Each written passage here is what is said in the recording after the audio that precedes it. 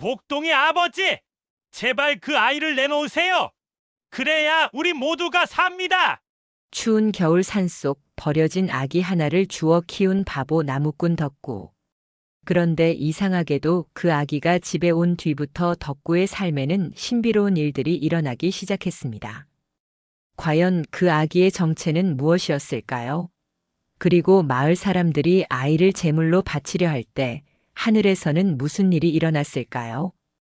오늘은 조선시대 민담 중에서도 가슴 따뜻한 감동을 주는 이야기를 들려드리겠습니다. 지성이면 감천이라 했습니다. 계산 없는 순수한 선행은 반드시 하늘이 알아본다는 진리를 오늘 이야기를 통해 느껴보시기 바랍니다. 자, 그럼 지금부터 조선시대 어느 산골 마을로 함께 떠나보겠습니다. 일부 버려진 아기. 산골 마을에 덕구라는 나무꾼이 살고 있었습니다. 사람들은 그를 바보 덕구라고 불렀습니다. 왜냐하면 덕구는 제 것 하나 제대로 챙기지 못하면서 남을 돕는 데는 앞장섰기 때문이었습니다. 여보게, 덕구. 자네 집에 쌀은 있나? 내가 보기엔 며칠째 굶은 것 같은데. 하하, 괜찮습니다. 저야 나무나 해다 팔면 먹고 살 수 있지 않습니까? 덕구는 항상 이렇게 웃으며 대답했습니다. 실제로는 끼니를 거르는 날이 더 많았지만 그는 불평 한마디 하지 않았습니다. 어느 날 마을 안악이 덕구에게 물었습니다. 덕구야, 자네는 왜 장가도 안 가고 혼자 사나? 나이가 벌써 30인데. 저 같은 사람을 누가 받아주겠습니까? 저는 이렇게 혼자 사는 게 편합니다. 사람들은 덕구를 바보라고 놀렸지만 속으로는 그의 순수함을 알고 있었습니다. 다만 세상 물정 모르고 산다며 혀를 차곤 했습니다. 그해 겨울은 유난히 추웠습니다. 눈이 허리까지 쌓이고 바람은 뼈를 애는 듯 매서웠습니다. 어느 날 아침 덕구는 나무를 하러 산으로 올라갔습니다. 눈길을 헤치며 한참을 걸어가는데 문득 이상한 소리가 들렸습니다. 끄앙! 끄앙! 응? 저게 무슨 소리지? 덕구가 소리나는 쪽으로 다가가 보니 눈 속에 강보 하나가 놓여 있었습니다. 그 안에서는 갓난아기가 새파랗게 질린 채 울고 있었습니다. 아이고, 이게 어찌 된 일인가? 덕구는 황급히 아기를 안아 올렸습니다. 아기의 몸은 얼음장처럼 차가웠습니다. 누가 이런 짓을? 이 추운 겨울에 아기를 버리다니. 덕구는 자신의 누더기 두루마기를 벗어 아기를 감쌌습니다. 그리고 집으로 뛰어내려갔습니다. 집에 도착한 덕구는 아기를 아궁이 앞에 눕히고 불을 지폈습니다. 그리고 자신이 아껴두었던 쌀 한 줌으로 미음을 쑤어 아기에게 먹였습니다. 자, 이거 먹고 기운을 내렴. 아기는 미음을 조금씩 삼키며 점차 얼굴에 핏기가 돌기 시작했습니다. 덕구는 안도의 한숨을 쉬었습니다. 그날 저녁 마을 이장이 덕구의 집을 찾아왔습니다. 덕구야, 들었는데 자네가 아기를 주워왔다며? 예, 이장님. 산속에 버려져 있었습니다. 그냥 두고 올 수가 없어서. 이장은 난처한 표정을 지었습니다. 덕구야, 자네 마음은 기특하지만 자네 형편의 아기를 어떻게 키운단 말인가? 제 입 하나 건사하기도 힘들지 않나? 그래도 이장님, 제가 버리면 이 아기는 죽습니다. 어떻게든 해보겠습니다. 허허. 자네 참 답답한 사람일세. 좋아, 마음대로 해보게나. 이장은 고개를 절레절레 흔들며 돌아갔습니다. 마을 사람들도 하나둘 소문을 듣고 찾아왔습니다. 덕구가 미쳤나? 제 밥도 못 먹으면서 남의 자식을 키우겠다니. 저러니까 바보 소리를 듣지. 참나. 사람들은 혀를 차며 돌아갔지만 덕구는 개의치 않았습니다. 그저 아기를 살려야 한다는 생각뿐이었습니다. 며칠이 지났습니다. 덕구는 나무를 팔아번 돈으로 조금씩 쌀을 사고 아기에게 먹일 미음을 쑤었습니다. 자신은 하루에 한 끼만 먹고 나머지는 아기를 위해 아껴뒀습니다. 아가야, 많이 먹어라.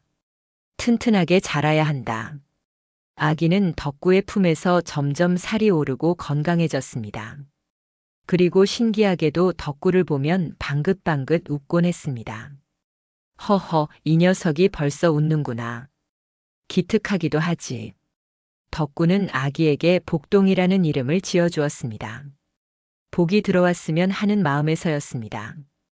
한 달쯤 지났을까요? 어느 날 아침 덕구가 일어나 보니 집 앞에 이상한 것이 놓여 있었습니다. 이게 산삼? 누가 놓고 갔는지 모르지만 산삼 2뿌리가 문 앞에 놓여 있었습니다. 덕구는 깜짝 놀랐습니다. 이런 귀한 것을 누가 놓고 갔을까? 마을로 내려가 산삼을 팔자 은자 몇 냥을 받았습니다. 덕구는 그 돈으로 쌀과 옷감을 샀습니다. 이제 복동이에게 좀 더 나은 옷을 입힐 수 있게 되었습니다. 그런데 이상한 일은 계속 일어났습니다. 며칠 후에는 집 근처에서 꿩이 죽어 있었고 또 며칠 후에는 버섯이 잔뜩 모여 있었습니다. 이게 대체 어찌 된 일인가? 덕구는 고개를 갸웃거렸지만 감사한 마음으로 받아들였습니다. 그러던 어느 날 덕구가 산에서 나무를 하고 있는데 큰 멧돼지가 나타났습니다. 덕구는 깜짝 놀라 뒤로 물러섰습니다. 이런. 그런데 멧돼지는 덕구를 해치지 않았습니다. 오히려 주둥이로 땅을 파더니 그곳에 묻혀있던 산삼을 드러내 보이고는 유유히 사라졌습니다. 이게 산신령님께서 도와주시는 건가? 덕구는 땅에 무릎을 꿇고 절을 올렸습니다. 감사합니다, 산신령님. 이 은혜 평생 잊지 않겠습니다.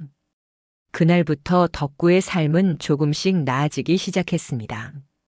나무를 팔면 평소보다 좋은 값을 받았고 길을 가다 돈을 주우기도 했습니다. 작은 기적들이 계속 일어났습니다. 마을 사람들도 이를 신기하게 여겼습니다. 이상하네. 덕구 집에 저 아기가 온 뒤로 덕구가 잘 되는 것 같아. 그러게 말일세. 복동이가 정말 복을 가져온 건가? 사람들의 시선이 조금씩 바뀌기 시작했습니다. 바보 덕구를 비웃던 이들도 이제는 조심스럽게 말을 건넸습니다. 덕구야, 요새 잘 되는 것 같구나. 하하, 그저 운이 좋았을 뿐입니다. 덕구는 여전히 겸손했습니다. 그는 복동이를 보며 생각했습니다. 이 아이를 주워온 게 정말 잘한 일이었구나. 하늘이 나를 돌봐주시는구나. 복동이는 덕구의 품에서 날마다 무럭무럭 자라났습니다.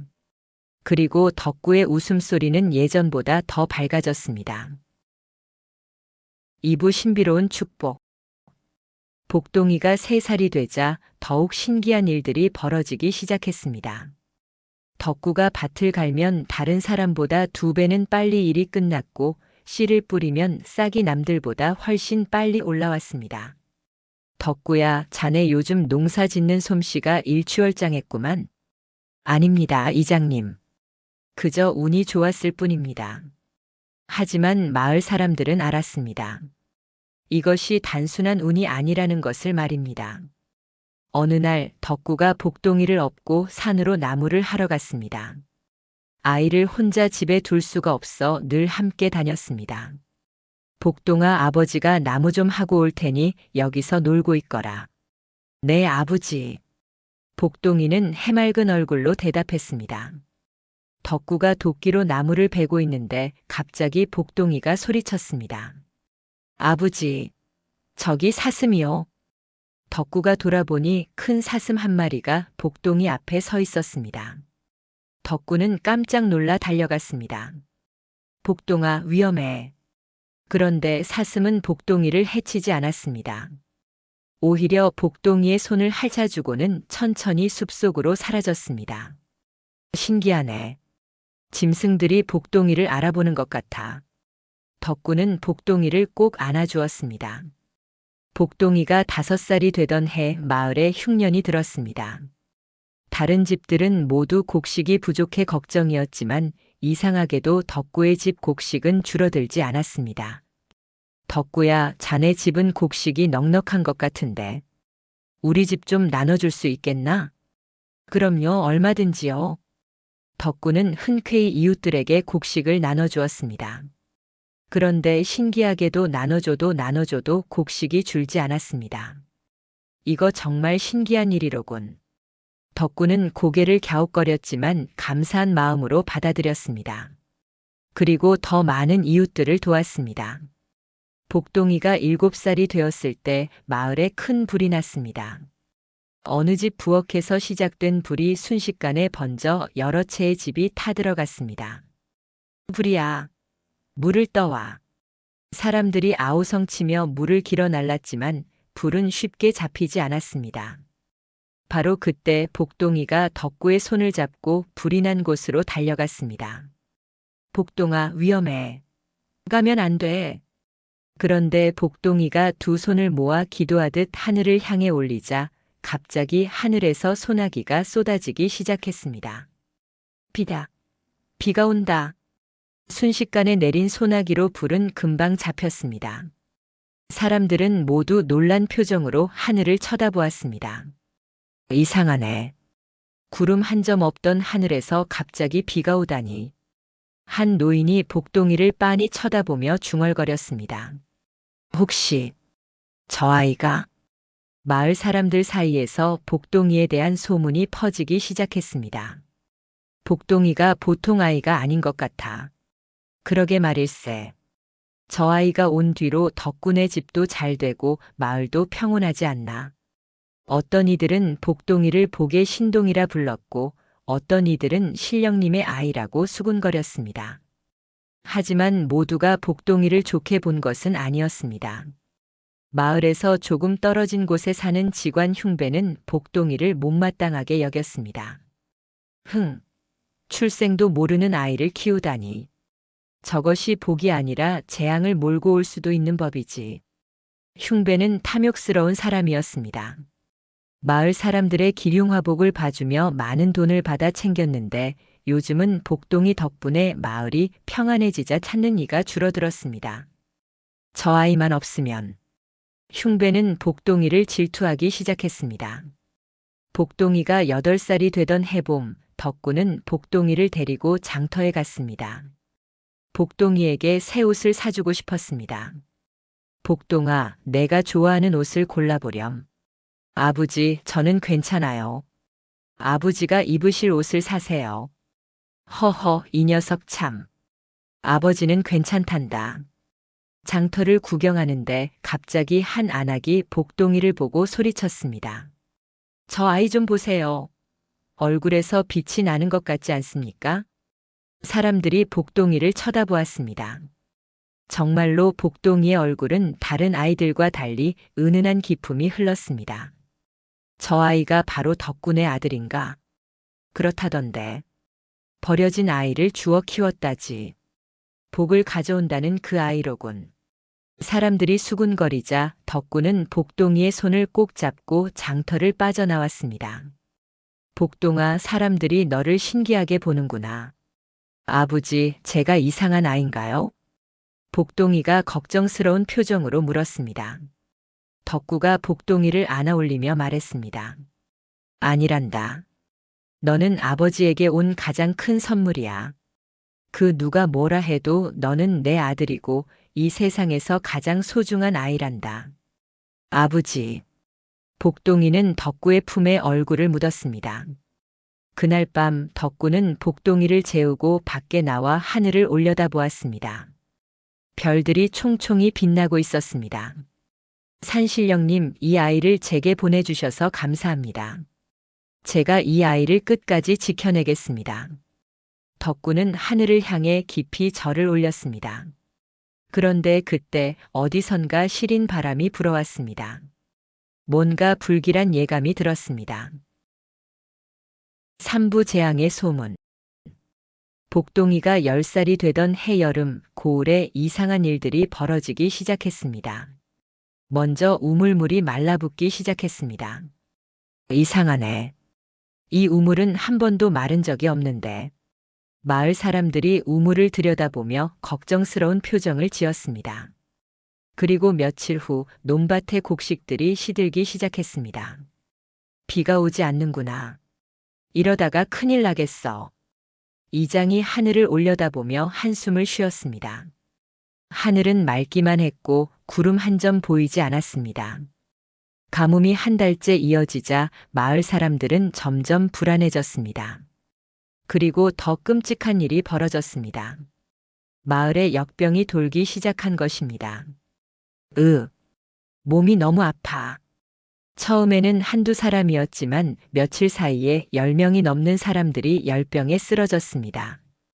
이게 대체 어찌 된 일인가? 마을은 공포에 휩싸였습니다. 사람들은 서로를 의심하기 시작했고 집 밖으로 나오기를 꺼렸습니다. 바로 그때 직관 흉배가 마을 한가운데 나타났습니다. 그는 일부러 큰 소리로 외쳤습니다. 여러분, 제가 하늘의 계시를 받았습니다. 이 재앙의 원인을 알아냈습니다. 사람들이 우르르 몰려들었습니다. 직관님 정말입니까? 이 재앙이 왜 일어난 겁니까? 흉배는 심각한 표정을 지으며 말했습니다. 이 고을에 들어온 업둥이가 재앙을 몰고 왔습니다. 출생을 알 수 없는 아이를 받아들였기에 하늘이 노하신 것입니다. 업둥이라니. 혹시 덕군의 복동이를 말하는 겁니까? 한 사람이 조심스럽게 물었습니다. 흉배가 고개를 끄덕였습니다. 그렇습니다. 그 아이는 버려진 아이입니다. 어디서 왔는지도 모르는 아이를 받아들였으니 이것이 바로 하늘의 징벌입니다. 사람들 사이에서 웅성거림이 일었습니다. 하지만 직관님, 복동이가 온 뒤로 우리 마을이 잘 되지 않았습니까? 흉년이 들어도 곡식이 넉넉했고 불이 나도 비가 와서 꺼졌잖습니까? 한 노인이 반박했습니다. 하지만 흉배는 교묘하게 말을 이어갔습니다. 그것이 바로 함정입니다. 처음에는 복을 가져온 것처럼 보이지만 결국 더 큰 재앙을 부르는 법입니다. 지금 이 가뭄과 역병이 그 증거가 아니고 무엇입니까? 사람들은 혼란스러워했습니다. 어떤 이들은 흉배의 말을 믿었고 어떤 이들은 여전히 의심스러워했습니다. 그럼 어떻게 해야 합니까, 직관님? 그 아이를 산신령께 제물로 바쳐야 합니다. 그래야 이 재앙이 멈출 것입니다. 흉배의 말에 사람들은 충격을 받았습니다. 제물이라니. 그건 너무 심한 것 아닙니까? 하지만 마을 전체가 위험합니다. 몇 사람이 더 죽어야 정신을 차리시겠습니까? 흉배는 사람들의 공포를 부채질했습니다. 그리고 며칠 사이에 역병으로 3사람이 더 죽자 마을 사람들의 마음은 흉배 쪽으로 기울기 시작했습니다. 덕군은 이 소문을 듣고 크게 놀랐습니다. 이장님, 그게 정말입니까? 사람들이 복동이를 제물로 바치자고 한다니. 이장도 난처한 표정을 지었습니다. 덕구야, 나도 어쩔 수가 없네. 사람들이 너무 두려워하고 있어. 자네도 알다시피 역병으로 벌써 5명이나 죽지 않았나. 하지만 이장님, 복동이는 아무 잘못이 없습니다. 그 아이가 무슨 죄가 있습니까? 나도 안다네. 하지만 사람들의 마음을 돌리기가 어렵네. 덕구는 집으로 돌아와 복동이를 꼭 안아주었습니다. 아버지, 무슨 일 있어요? 얼굴이 안 좋으세요. 아니란다, 복동아. 아무 일도 아니야. 하지만 복동이는 알고 있었습니다. 마을 사람들이 자신을 두려워한다는 것을, 그리고 자신 때문에 아버지가 고통받고 있다는 것을. 아버지, 제가 나쁜 아이인가요? 무슨 소리냐? 너는 이 세상에서 가장 착한 아이란다. 덕구가 복동이의 머리를 쓰다듬었습니다. 하지만 그의 눈에는 눈물이 고여 있었습니다. 그날 밤 마을 어귀에서 횃불을 든 사람들이 모이기 시작했습니다. 흉배가 앞장서서 사람들을 선동하고 있었습니다. 여러분, 더 이상 망설이면 안 됩니다. 내일 아침 우리 모두 덕군의 집으로 가서 그 아이를 데려와야 합니다. 그렇습니다. 마을을 구해야 합니다. 사람들의 목소리가 점점 커졌습니다. 공포와 분노가 뒤섞인 목소리였습니다. 덕군은 멀리서 그 소리를 들었습니다. 그는 복동이를 재우고 밖으로 나왔습니다. 그리고 집 주위에 울타리를 더 단단히 묶었습니다. 복동아, 아버지가 널 지켜줄게. 절대로 너를 내줄 수 없어. 덕구는 도끼를 손에 들고 대문 앞에 섰습니다. 그의 눈빛은 평소와 달리 단호했습니다. 이튿날 아침 정말로 마을 사람들이 덕구의 집 앞으로 몰려왔습니다. 그들은 횃불과 농기구를 들고 있었습니다. 복동이 아버지, 제발 그 아이를 내놓으세요. 그래야 우리가 삽니다. 덕구, 마을 전체를 위해서라도 결단을 내려야 합니다. 사람들이 외쳤습니다. 하지만 덕구는 대문을 꼭 붙잡고 버텼습니다. 안 됩니다. 복동이는 제 아들입니다. 절대로 내줄 수 없습니다. 이 고집불통 같으니. 그럼 마을 사람들이 다 죽어도 좋단 말이냐? 흉배가 앞으로 나서며 소리쳤습니다. 복동이는 아무 잘못이 없습니다. 이 가뭄과 역병이 복동이 때문이라는 증거가 어디 있습니까? 증거. 그 아이가 온 지 10해 만에 처음 일어난 일이 아닌가. 그것이 바로 증거다. 사람들이 점점 더 흥분하기 시작했습니다. 누군가 돌을 집어들었고 다른 이들도 따라했습니다. 문을 부수고 들어가자. 그 아이를 끌어내야 한다. 바로 그때였습니다. 집 안에서 복동이가 나왔습니다. 아버지, 그만하세요. 복동아, 안 돼. 들어가 있거라. 하지만 복동이는 천천히 대문을 열고 밖으로 나왔습니다. 마을 사람들은 복동이를 보고 잠시 조용해졌습니다. 사부 하늘의 계시.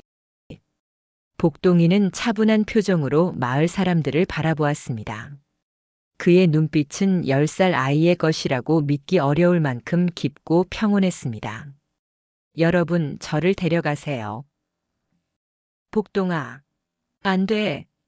덕구가 복동이를 붙잡으려 했지만 복동이는 고개를 저었습니다. 아버지, 괜찮아요. 이제 때가 된 것 같아요. 무슨 소리냐? 너를 제물로 바칠 순 없어. 덕구의 목소리는 떨렸습니다. 하지만 복동이는 미소를 지으며 덕구의 손을 꼭 잡았습니다. 아버지, 저를 믿으세요. 모든 게 잘 될 거예요. 흉배가 앞으로 나서며 비웃듯 말했습니다. 저것 봐라. 제 운명을 알고 순순히 따르는구나. 어서 이 아이를 산으로 데려가자. 사람들이 복동이를 애워쌌습니다. 덕구는 무릎을 꿇고 사람들에게 애원했습니다. 여러분, 제발 부탁입니다. 복동이는 아직 어린아이입니다. 제발, 제발. 눈물이 덕구의 뺨을 타고 흘러내렸습니다. 평생 울어본 적 없던 바보 덕구가 처음으로 사람들 앞에서 눈물을 흘리고 있었습니다. 마을 사람들 중 몇몇은 차마 덕구를 쳐다볼 수 없어 고개를 돌렸습니다. 하지만 공포는 그들의 양심보다 강했습니다. 덕구, 미안하네. 하지만 마을을 위해서라네. 이장도 괴로운 표정으로 말했습니다. 사람들은 복동이를 데리고 산으로 향했습니다. 덕구도 뒤따라 올라갔습니다. 그는 비틀거리며 걸었지만 끝까지 복동이의 곁을 지켰습니다. 산 정상에 도착하자 흉배가 제단을 준비했습니다. 그리고 복동이를 제단 위에 올려놓으려 했습니다. 자, 이제 하늘에 기도를 올리겠다. 산신령이시여, 이 아이를 받으시고 우리 마을에 복을 내려주소서. 바로 그 순간이었습니다. 갑자기 하늘에서 강렬한 빗줄기가 쏟아져 내렸습니다. 으악!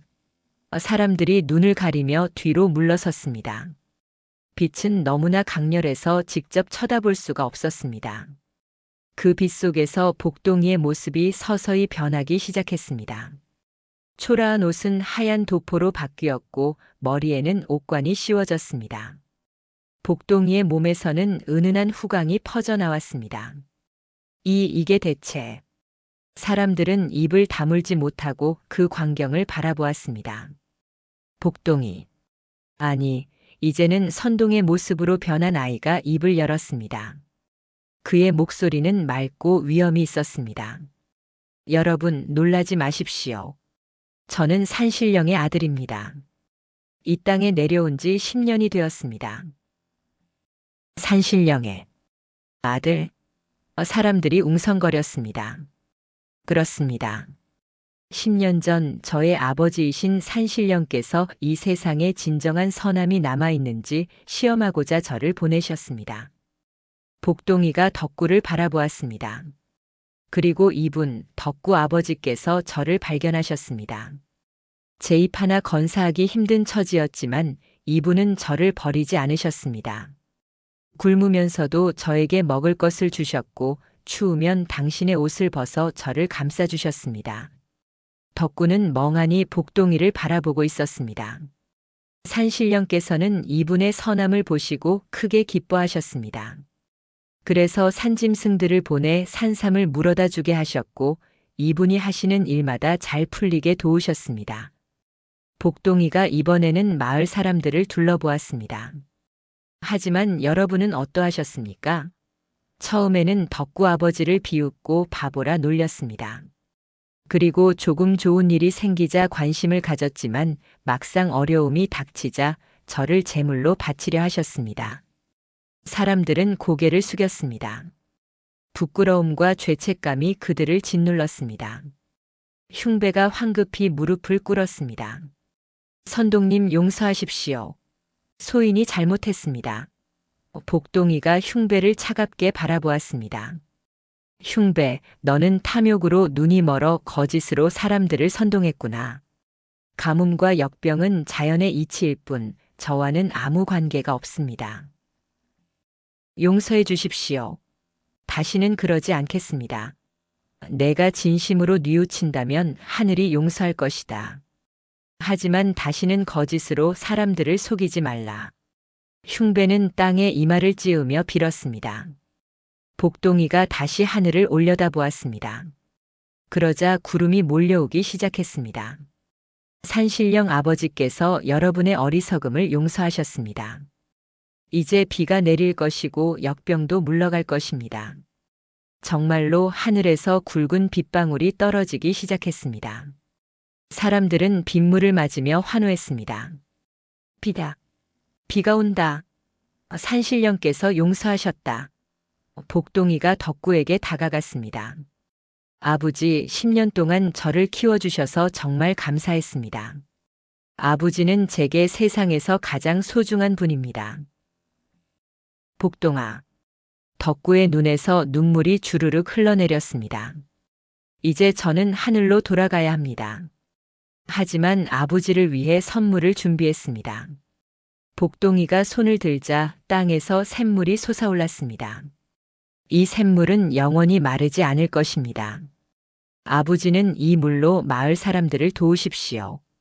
그리고 복동이가 품에서 작은 주머니를 꺼냈습니다. 이것은 황금 씨앗입니다. 이것을 뿌리면 어떤 땅에서도 곡식이 잘 자랄 것입니다. 아버지, 이것으로 가난한 이웃들을 도와주세요. 복동아, 가지 마라. 제발. 덕구가 복동이를 꼭 안았습니다. 복동이도 덕구를 꼭 안아주었습니다. 아버지, 저는 항상 아버지를 지켜볼 것입니다. 하늘에서 아버지를 보고 있을게요. 빛이 점점 더 강렬해졌습니다. 그리고 복동이의 모습이 서서히 희미해지기 시작했습니다. 아버지 사랑합니다. 복동아. 덕구의 외침과 함께 복동이는 빛과 함께 하늘로 올라갔습니다. 사람들은 그 광경을 넋을 잃고 바라보았습니다. 오부덕망의 완성. 빛이 사라진 후 산 정상에는 정막만이 흘렀습니다. 빗줄기는 점점 거세졌고 사람들은 그제야 정신을 차렸습니다. 덕구는 무릎을 꿇은 채 하늘을 올려다보고 있었습니다. 그의 얼굴에는 빗물과 눈물이 뒤섞여 흘러내렸습니다. 복동아, 복동아. 이장이 조심스럽게 다가와 덕구의 어깨에 손을 얹었습니다. 덕구야, 미안하네. 정말 미안하네. 다른 마을 사람들도 하나둘 다가와 덕구 앞에 무릎을 꿇었습니다. 용서하십시오, 덕구. 우리가 잘못했습니다. 사람들의 목소리는 비소리에 섞여 떨렸습니다.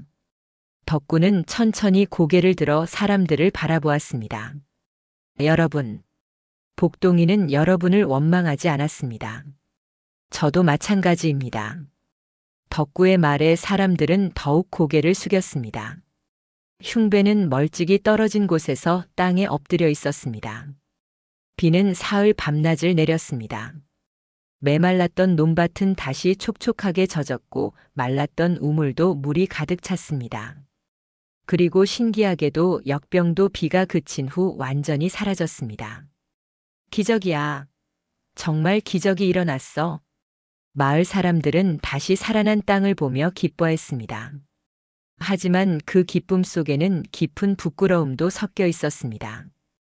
덕구는 복동이가 남긴 샘물과 황금 씨앗을 정성껏 보관했습니다.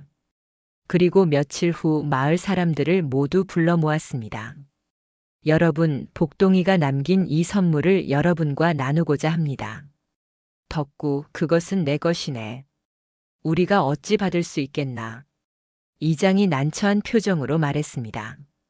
하지만 덕구는 고개를 저었습니다. 아닙니다. 복동이는 이것으로 가난한 이웃을 돕고 싶어 했습니다. 제가 혼자 가질 수는 없습니다. 덕구는 마을 곳곳에 샘물을 나눠주었고 황금 씨앗도 어려운 사람들에게 나눠주었습니다. 신기하게도 나눠줘도 씨앗은 줄어들지 않았습니다. 이것이 바로 복동이의 마지막 선물이구나. 사람들은 덕구의 모습을 보며 감탄했습니다. 그리고 자신들이 얼마나 어리석었는지 다시 한번 깨달았습니다. 황금 씨앗을 뿌린 밭에서는 정말로 풍성한 곡식이 자라났습니다. 그해 가을 마을에는 전례 없는 대풍년이 들었습니다. 덕구 덕분이야. 아니, 복동이 덕분이지. 우리가 그 아이를 해치려 했다니. 정말 부끄럽네.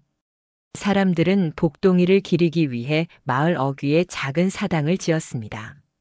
그리고 매년 봄이 되면 그곳에서 제사를 지내기로 했습니다. 세월이 흘렀습니다. 덕구는 더 이상 바보 덕구라고 불리지 않았습니다. 사람들은 그를 덕망 높은 덕구 어른이라 불렀습니다. 덕구는 복동이가 남긴 재물로 마을에 서당을 지었습니다. 가난한 집 아이들도 그를 배울 수 있도록 했습니다. 덕구 어른 정말 감사합니다. 우리 아이가 그를 배울 수 있게 되었습니다. 한 가난한 농부가 눈물을 글썽이며 절을 올렸습니다. 덕구가 그를 일으켜 세우며 말했습니다. 이것은 제가 한 것이 아닙니다. 모두 복동이가 남긴 선물입니다. 덕구는 매일 아침 산에 올라가 복동이가 하늘로 올라간 그곳에서 기도했습니다. 복동아, 아버지는 잘 지내고 있단다. 내가 남긴 선물로 많은 사람들을 돕고 있어. 내가 자랑스러워할 만한 일들을 하려고 노력하고 있단다. 바람이 살랑살랑 불어왔습니다. 덕구는 그 바람 속에서 복동이의 목소리를 듣는 것 같았습니다. 아버지, 잘하고 계세요. 저도 하늘에서 아버지를 보고 있어요. 덕구는 미소를 지으며 고개를 끄덕였습니다. 한편 흉배는 그 후로 완전히 달라졌습니다.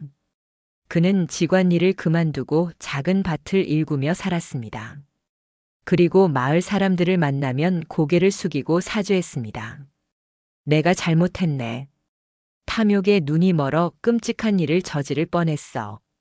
어느 날 흉배가 덕구를 찾아왔습니다. 덕구. 아니, 덕구 어른. 용서를 구하러 왔습니다. 흉배 형님, 일어나십시오. 저는 이미 형님을 용서했습니다. 고맙네.